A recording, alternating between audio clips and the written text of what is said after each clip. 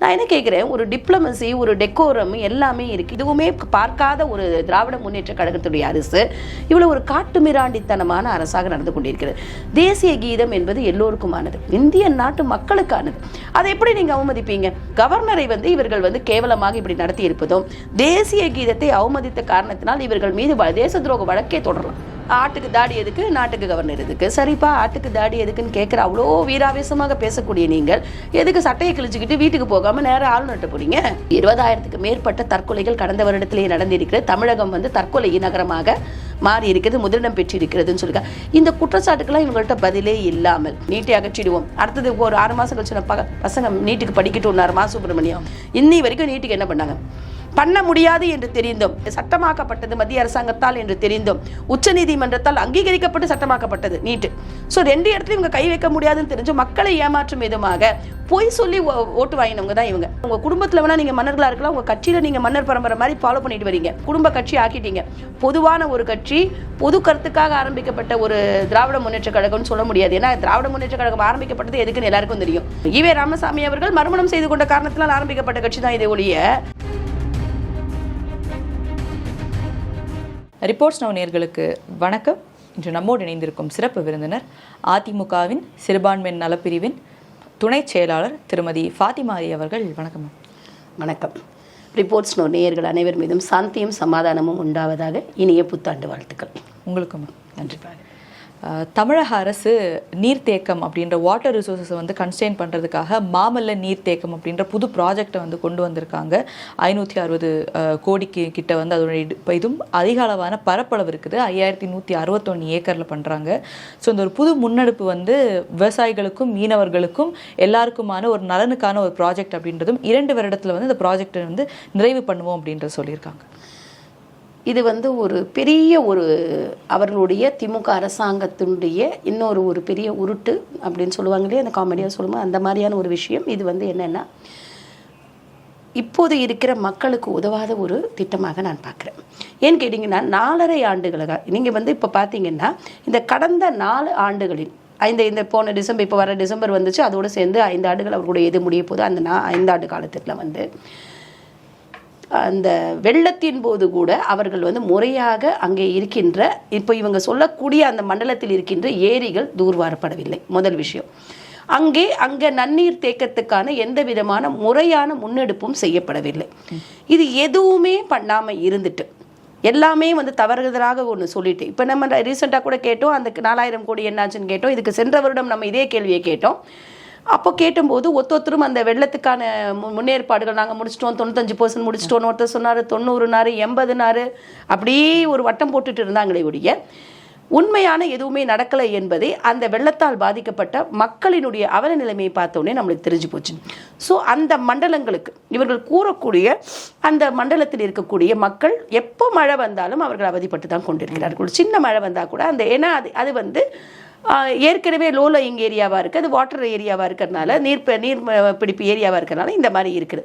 அதற்கு எந்த விதமான மக்கள் வாழ்வாதாரத்துக்கு நீங்கள் பாட்டு இதை கொடுத்துட்டீங்க, கண்டினியூஸாக நீங்கள் லோன் கொடுக்குறீங்க, அதாவது அவங்களுக்கு கட்டட அப்ரூவல் கொடுக்குறீங்க, அது மூலமாக அரசாங்க வங்கிகள் மூலமாக லோன் கொடுத்து கட்டி எல்லாம் முடிச்சுட்டு இன்றைக்கி மக்களுடைய வாழ்வாதாரம் அங்கே பாதிக்கப்பட்டு இருக்கும் பொழுது அதற்கு எந்த விதமான முறையான தூர்வாரும் பணி கூட உங்களால் செய்ய முடியாத திராவிட முன்னேற்ற கழக அரசு நேற்றைக்கு இதை எலெக்ஷன் 70 நாளில் வருதுன்னும் பொழுது நேற்றைக்கு புதுசாக ஒரு திட்டத்தை அறிவித்திருக்கிறார்கள். அதுக்கு ஒரு புது பேர் வேறு, மாமல்லன்னு சொல்லிட்டு ஒரு புது திட்டத்தை. ஏன்னா இவர்கள் தமிழ் என்று சொல்லுவாங்க இல்லையா.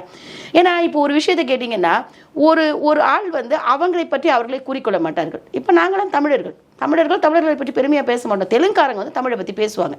அப்போ அந்த மாதிரி அவங்க தெலுங்கர்களாக இருக்க காரணத்தினால இங்கே தமிழை தூக்கி பிடிக்கிறோம் என்ற காரணம் மாமல்லன்னு ஒரு என்ன சொல்கிறீங்க, ஒரு கிளிட்டரிங் ஒரு இது கொடுத்துருக்காங்க அவங்க. இது என்னென்ன பாதிப்பு வருதுன்றதை இவங்க எதுவுமே யோசிக்கல. இதில் நடைபெற்றிருக்கின்ற இந்த திட்டத்திற்கு அனுமதி அளிக்கப்பட்ட அந்த திட்டத்திலேயே முறைகேடு இருக்குன்னு நான் சொல்கிறேன்.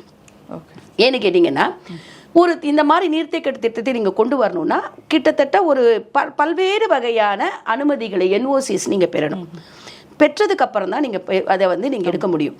அது வந்து கோஸ்டல் ஏரியாவில் வரதுனால சிஆர்எஸ்எஸ் ஜோனில் நீங்கள் அதனுடைய முறையான மாநில நீர்வளத்துறையுடைய உங்களுடைய அப்ரூவல்லாம் நீங்கள் வாங்கணும். அந்த அப்ரூவல் மட்டும் இல்லாமல் இதனால் பாதிக்கப்படக்கூடிய அந்த பஞ்சாயத்துகளில் வாழக்கூடிய அந்த மக்களிடம் நீங்கள் வந்து அவங்களுடைய ஒப்பீனியன் நீங்கள் கேட்கணும். துறை சார்ந்த வல்லுநர்களிடம் நீங்கள் வந்து ஒப்பீனியன் கேட்கணும்.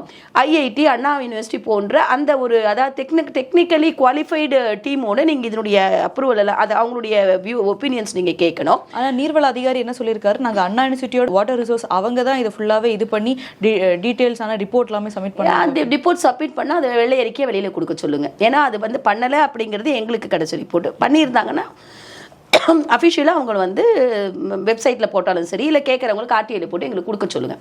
ஏன்னா இது எல்லாமே இருக்குது. சரி, நீங்கள் அது மட்டும் வாங்கினீங்கன்னா அந்த மக்களிடம் சென்று நீங்கள் பேசுனீங்களா? இப்போ இது நீங்கள் மொத்தமான மக்களுக்காகன்னு சொல்கிறீங்க. அதில் ஒருத்தர் ஒரு தனி மனிதன் அங்கே பாதிக்கப்பட்டாலும் அது பாதிப்பு தான். அப்போது அங்கே கிட்டத்தட்ட எத்தனையோ மீனவ மக்கள் இருக்கிறார்கள். அங்கே இருக்கிற மீனவர்கள் என்று பார்க்கும்பொழுது நீங்கள் பார்த்தீங்கன்னா அவர்களுடைய நிலை வந்து நீங்கள் எப்படி இருக்கும்? அவர்கள் வந்து அதாவது ஒன்றும் பட்டியலினமாக இருப்பாங்க, இல்லைனா மீனவ மக்களாக இருப்பாங்க. அங்கே சார்ந்த அந்த துறை அங்கே இருக்கிற மக்கள் பார்த்தீங்கன்னா இஸ்லாமியர்கள் இருக்கிறார்கள். இப்படிப்பட்ட மக்கள் வாழக்கூடிய பகுதியில் அப்போது பொருளாதாரத்தில் பின்தங்கியுள்ள மக்களுடைய நிலைமையை இது மேலும் சீரடிக்கும். அவர்கள் வாழ்வாதாரத்துக்கு எங்க போவாங்க? ஆமா, ஆனா அதிகாரி வந்து ஃபிஷிங் கல்டிவேஷனுக்கான எல்லா விதிகளையும் நாங்க பண்ணி கொடுக்கறோம் அப்படின்னு தானே சொல்லியிருக்காங்க. இவங்க எப்படிங்க பண்ணி கொடுப்பாங்க? இருக்கிற முறைகளை மீறி நீங்க எப்படி பண்ணி கொடுப்பீங்க? இது ஒரு விஷயம். ஏன்னா ஃபிஷிங் எங்க கிடைக்குமோ அங்கே தானே பார்க்க முடியும். நீங்க ஒரு பர்டிகுலர் பெல்ட் நீங்க பார்த்தீங்கன்னா நீலாங்கரை, கோவளம், இப்படி இப்போ அந்த கொட்டிவாக்கத்துலேருந்து பார்த்தீங்கன்னா கொட்டிவாக்கத்தில் மீன்பிடிகள் கம்மியாக தான் இருக்கும். ஆனால் இதே பார்த்தீங்கன்னா நீலாங்கரையிலையும் கோவளத்துலையும் உங்களுக்கு அதிகபட்சமான மீன்பிடிப்பு இருக்கு. ஏன்னா அங்கே மீன்கள் வாழக்கூடிய ஒரு அமைப்பு. ஒரு சீலையே பார்த்தீங்கன்னா கூட ஒரு இடத்துல எப்படி மக்கள் இருக்கிறார்களோ அப்படிதானே வந்து மற்ற உயிரினங்களும் வாழும். ஒரு இடத்துல அடர்த்தியாக இருக்கும், ஒரு இடத்துல கம்மியாக இருக்கும், ஒரு இடத்துல சில விஷயங்கள் கிடைக்கும், ஒரு இடத்துல வேற வகை மீன்கள் கிடைக்கும். இப்படிப்பட்ட இடத்துல இவங்க என்ன ஆல்டர்னேட் கொடுக்க போறாங்க? ஒரு விஷயம்.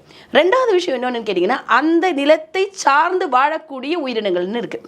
ஏன்னா இதெல்லாம் மீன்பிடிப்பு, அதாவது மீன்பிடிப்பு மட்டும் இல்லை, இதெல்லாம் வந்து நீர் வளங்கள் பாதுகாக்கப்பட்ட ஒரு இடமாக இருக்கும் பொழுது அந்த பர்டிகுலர் பகுதியில் வாழக்கூடிய பறவைகளாக இருக்கட்டும், அந்த உயிரினங்களாக இருக்கட்டும், அவைகளுக்கும் வந்து இங்கே ஒரு ரிஸ்க் வந்துருச்சுங்க. மனிதர்களுக்கும் ரிஸ்க்கு, அவருடைய வாழ்வாதாரத்துக்கு ரிஸ்க்கு, அங்கே வாழக்கூடிய உயிரினங்களுக்கு ரிஸ்க்கு. இப்போ இத்தனை ரிஸ்க்கு எல்லாரையும் நீங்கள் அழிச்சு நீங்கள் புதுசாக இந்த ப்ராஜெக்டை இம்மீடியட்டாக அனௌன்ஸ் பண்ண வேண்டிய அவசியம் என்ன? இந்த ப்ராஜெக்ட் அந்த மாநில நீர்வளத்துறைக்கு போனது 20/11/2025 போயிருக்கு. இதனுடைய அப்ரூவல் உடனடியாக வந்திருக்கு. அப்போ இவர்கள் எத்தனை விதிமுறைகள் மீறினாங்கன்றது தெரியல. டியூரேஷன் கம்மியா இருக்கு. ஏன்னா நீங்க அதுக்குள்ள வந்து நீங்க கிட்டத்தட்ட ஒரு 25 NOC எடுக்க சொல்ல வேண்டும். இரண்டாவது விஷயம், இப்போ நீங்க வந்து இவங்க எல்லாருமே என்ன சொல்றாங்கன்னா, இது என்னன்னு சொல்வீங்கன்னா, இது இந்த சொல்லுவாங்க பார்த்தீங்களா, முட்டு கொடுக்கறது, சப்பக்கட்டு கட்டுறதுன்ற மாதிரி தான் இவர்கள் சொல்றாங்க. இது வந்து நன்னீராக்குறோம் அப்படின்றாங்க, நன்னீர் மண்டலமாக மாற்றுறோம்னு சொல்றாங்க. ஏற்கனவே வாழக்கூடிய மக்களை வந்து நீங்க வந்து அழிச்சிட்டு இதே நன்னீர் மண்டலமாக நீங்க மாற்ற வேண்டிய அவசியமே இல்லை. அங்க வாழக்கூடிய மக்களுடைய வாழ்வாதாரமே வந்து பாதிக்கப்பட்டு தானே இருக்கிறது. நீங்க மக்களுக்கு ஏதாவது நல்லது பண்ணணும்னு நினைச்சு இருந்தீங்கன்னா ஒரு வருடமும் மக்கள் அதனால அந்த தண்ணீர்னால பாதிக்கப்படுறாங்களே, அந்த வெள்ளம் வரும்போதெல்லாம் பாதிக்கப்படுறாங்க. அப்போ அதுக்கு நீங்க ஏதாவது பண்ணலாமில்லை? ஏன்னா அந்த பகுதி பார்த்தீங்கன்னா வேளச்சேரி, தாம்பரம், செங்கல்பட்டு பகுதியே வந்து ஏரிகள் நிறைந்த பகுதியாக தான் இருக்கிறது. அப்போ அந்த ஏரிகளையும் அந்த குளங்களையும் அந்த நீர் வளங்களையும் பாதுகாக்கக்கூடிய, அதை முறையாக சரியாக பராமரிக்கக்கூடிய வேலையை நீ செஞ்சாலே பாதி பிரச்சனை தீர்ந்துடும். அதை விட்டு இன்னைக்கு நீங்க ஏன் இவ்வளவு பெரிய வேலையை செய்யணும்?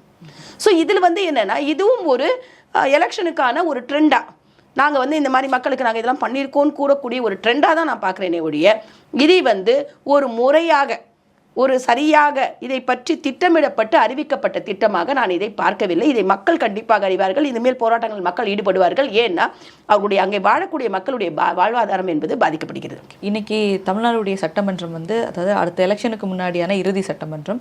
ஸோ இந்த சட்டமன்றம் கூட்டினதே கவர்னர் அவர்கள் வந்து உரையில் வந்து என்னென்ன கொடுத்தாங்களோ அதை வந்து அவர் நிராகரித்து இதுக்கு முன்னே நடந்த மாதிரி அவர் மறுபடியும் வந்து பேசாமல் வெளிநடப்பு பண்ணியிருக்காரு.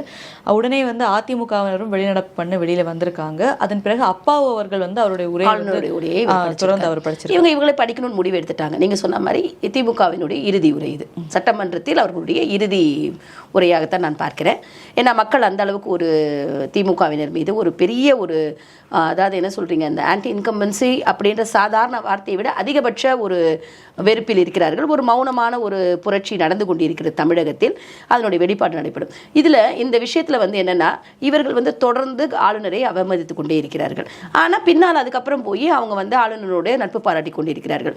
போன தடவை இப்படி தான் பண்ணார் பொன்முடி அவர்கள் வந்து ஆளுநரை அவமதித்து அந்த சபையில் ஒரு அநாகரிகமான தைரியமாக நடந்து கொண்டார். அதுக்கப்புறம் திரும்ப ஆளுநரோட உட்காந்து ஒரு ஒரு ஒரு 20 டேஸ்லேயே என்னமோ போயிட்டு அங்கே போய் உட்காந்து அவருடைய சிதம்பரம் யூனிவர்சிட்டி அதுலேயே உட்காந்து பேசிட்டு அவரோட உட்காந்து உணவு.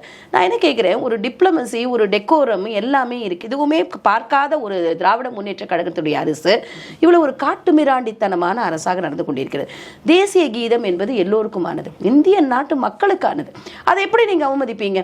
அதுவும் நீங்கள் மக்களால் ஆட்சி செய்ய அமர்த்தப்பட்டவர்கள் தான் நீங்களே ஒழிய நீங்கள் வந்து மன்னர்கள் கிடையாது. உங்கள் ஆட்சியில் வேணால் நீங்கள் உங்கள் குடும்பத்தில் வேணால் நீங்கள் மன்னர்களாக இருக்கலாம், உங்கள் கட்சியில் நீங்கள் மன்னர் பரம்பரை மாதிரி ஃபாலோ பண்ணிட்டு வரீங்க, குடும்ப கட்சி ஆக்கிட்டீங்க.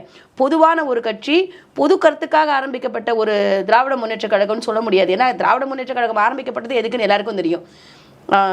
ஈவே ராமசாமி அவர்கள் மறுமணம் செய்து கொண்ட காரணத்தினால் ஆரம்பிக்கப்பட்ட கட்சி தான் இதை ஒழிய இது வந்து ஒரு கொள்கைக்காக ஆரம்பிக்கப்பட்ட கட்சி. இந்த கொள்கை தான் இவர்களுடைய அடிப்படைன்னு சொல்றதுக்கு ஒன்றுமே இல்லை. அந்த ஆரம்பிக்கப்பட்ட கட்சியை முன்னால் இருந்த 7-8 முக்கியஸ்தர்களை நீக்கிவிட்டு அவர்களை ஒன்றுமே இல்லாமல் ஆக்கிவிட்டு அந்த கட்சியை கைப்பற்றவர் தான் ஐயா கருணாநிதி அவர்கள். அதுக்கப்புறம் இது குடும்ப கட்சி ஆகிப்போச்சு. ஸோ இப்படிப்பட்ட ஒரு சூழ்நிலையில் ஒரு கவர்னரை வந்து இவர்கள் வந்து கேவலமாக இப்படி நடத்தி இருப்பதும், தேசிய கீதத்தை அவமதித்த காரணத்தினால் இவர்கள் மீது தேச துரோக வழக்கே தொடரலாம். இந்த ஆட்சியின் மீது தேச துரோக வழக்கே தொடரலாம். ஏன்னா ஒரு தேசிய கீதம் என்பது நாட்டினுடைய அனைத்து மாநிலங்களிலும் பாடப்படக்கூடிய ஒரு உங்களை மட்டும் ஃபோர்ஸ் பண்ணாதான் நீங்கள் இதெல்லாம் பண்ணணும்.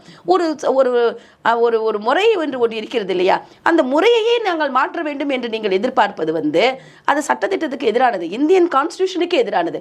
ஸோ அப்படிப்பட்ட வேலையை இவர்கள் செய்திருக்கிறார்கள். இவர்கள் வந்து மீண்டும் வந்து கவர்னர் வந்து தமக்கு கடுமையாக இருப்பார் என்ற நினைத்தை உடைத்திருக்கிறார் கவர்னர்.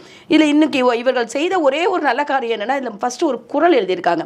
என்னன்னா, மதிநுட்பம் நூலோடு உடையாருக்கு அதிநுட்பம் யாவுல முன்னிற்பவை அப்படின்னு சொல்லி கேட்டு அதோடைய மீனிங் நீங்கள் பார்த்தீங்கன்னா, கற்ற நூல் அறிவோடு மதிநுட்பமும் சேர்ந்தவர்கள் முன்னாலே எந்த சூழ்ச்சியும் ஒன்றும் செய்ய முடியாதுன்னு அதுதான் நடந்திருக்கு. அவர்களே அதை வெளிப்படையாக கூறியிருக்கிறார். அதுதான் நடந்திருக்கு. இன்னைக்கு நீ என்னதான் கட்டுப்படுத்தல நினைச்சாலும் ஆளுநரை இவர்களால் கட்டுப்படுத்த முடியல. ஆளுநர் தரப்பிலிருந்தும் ஆளும் கட்சி எதிர்கட்சி தரப்பிலிருந்தும் அண்ணன் எடப்பாடியார் வைக்கின்ற கேள்விகளுக்கு இவர்களால் பதில் சொல்ல முடியல. போக்சோல மக்கள் வந்து இத்தனை இதுக்கு அந்த போக்சோவில் பாதிக்கப்பட்ட வன்கொடுமையால் பாதிக்கப்பட்ட பாலியல் வன்கொடுமைக்கு உள்ளாக்கப்பட்ட மாணவிகளுடைய இளம் பெண்களுடைய நிலைமைக்கு இன்னும் வந்து ஒரு இது இல்லை, போக்சோ சட்டத்தில் வந்து இல்லை. பாலியல் வன்கொடுமைகளுக்கு உள்ளாக்கப்பட்ட பட்டியலின மக்கள் பிற சமூக மக்களுடைய எண்ணிக்கை வந்து என்னன்னு தெரியல, அதை வந்து குறைத்து காமிச்சு கொண்டிருக்கிறாங்க. அடுத்தது என்னன்னு கேட்டிங்கன்னா, 20,000க்கு மேற்பட்ட தற்கொலைகள் கடந்த வருடத்திலேயே நடந்திருக்கிறது. தமிழகம் வந்து தற்கொலை நகரமாக மாறி இருக்கிறது, முதலிடம் பெற்றிருக்கிறதுன்னு சொல்லியிருக்காங்க. இந்த குற்றச்சாட்டுக்கெல்லாம் இவங்கள்ட்ட பதிலே இல்லாமல் சட்டம் ஒழுங்கு சீட் கட்டியிருக்கிறது என்பது பல்வேறு வகையில் நிரூபிக்கப்பட்டிருக்கிறது. ஏன்னா ஒரு இடத்துலையும் நீங்கள் பார்த்தீங்கன்னா காவல்துறை வந்து எப்படி வந்து இவர்கள் கையாளுகிறார்கள். காவல்துறை தனியாக இருந்தால் காவல்துறை சரியாக இருக்கும், காவல்துறை அதிகாரிகளை இவர்கள் கையாளுகிறார்கள். இவர்கள் குடும்பத்தினர் கையாளும் பொழுது அந்த காவல்துறையினுடைய இந்த குடும்பத்தினுடைய ஆதிக்கத்தால் காவல்துறை வந்து செயல்பட முடியாமல் இருக்கின்ற காரணத்தினால் எத்தனையோ விதமான நிர்வாக சீர்கேடுகளாக இருக்கட்டும், சட்டம் ஒழுங்காக இருக்கட்டும், எல்லாம் பாதிக்கப்பட்டு இதுக்கெல்லாம் பதில் சொல்லாமல் இவங்களை வந்து பெருசாக போய் பேசிக்கிட்டு அப்பா பையனை பாராட்டுறதும் பையன் அப்பாவும் பாராட்டுறதும் 2 பேரும் சேர்ந்து அவங்க ஆட்சியை அவங்க பாராட்டிக்கிறதுமா நடந்து அந்த பாராட்டு பத்திரத்தை வாசிக்க மாட்டேன், உண்மைக்கு புறம்பாக இருக்கிறது என்று தைரியமாக சொல்லியிருக்கிறார். இவங்க தானே சொல்லுவாங்க, இவங்க திரும்ப என்ன கேள்வி கேட்குறாங்க, ஆட்டுக்கு தாடி எதுக்கு, நாட்டுக்கு கவர்னர் எதுக்கு? சரிப்பா, ஆட்டுக்கு தாடி எதுக்குன்னு கேட்குற அவ்வளோ வீராவேசமாக பேசக்கூடிய நீங்கள் எதுக்கு சட்டையை கிழிச்சுக்கிட்டு வீட்டுக்கு போகாமல் நேராக ஆளுநர்கிட்ட போனீங்க? சட்டையை கழிச்சுட்டு வீட்டுக்கு போய் வேறு சட்டையை மாற்றிருக்கலாம் இல்லை காரில் சட்டை இருக்கும் இல்லை? ஒரு அரசியல்வாதி என்றாலே காரில் எல்லாருக்கும் மாற்றிட்டு வீட்டுக்கு போக வேண்டியதானே? நீங்கள் அவரை போய் பார்த்தீங்க. அப்போது ஒரு அதிகாரம் என்பதும் ஒரு மாநிலத்தினுடைய உச்சபட்ச பதவி முதல் குடிமகன் என்பதும் ஆளுநர் தானே ஒழிய முதல்வர் கிடையாது என்பது எல்லாருக்கும் அடிப்படை, அதாவது படிப்பறிவு இல்லாத பாமர மக்களுக்கு கூட ஒரு தெரிஞ்ச ஒரு விஷயத்தை இல்லை என்று ஆக்குவது போல ஒரு பொய்யாக இவர்கள் கூறிக்கொண்டிருக்கிறார்கள். அப்பாவோ அவர்கள் படிப்பது என்றால் அது இனிமேல் வந்து இவர்கள் சபாநாயகர் உரை என்று இவர்கள் மாட்டிக்கொள்ளலாம். அது வேற சொல்லியிருக்காரு, தமிழ்நாடு என்பது வந்து நாங்கள் உரிமையை மீட்டெடுப்போம்லாம் நிறைய டைலாக்ஸ்லாம் சொல்லியிருக்காரு. இந்த எந்த டைலாகும் பிரோஜனம் இல்லைன்றது அவருக்கும் தெரியும், மக்களுக்கும் தெரியும்.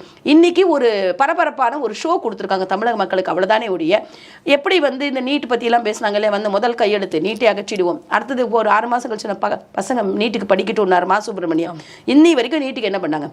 பண்ண முடியாது என்று தெரிந்தும், இது வந்து அதாவது சட்டமாக்கப்பட்டது மத்திய அரசாங்கத்தால் என்று தெரிந்தும் உச்சநீதிமன்றத்தால் அங்கீகரிக்கப்பட்டு சட்டமாக்கப்பட்டது நீட்டு.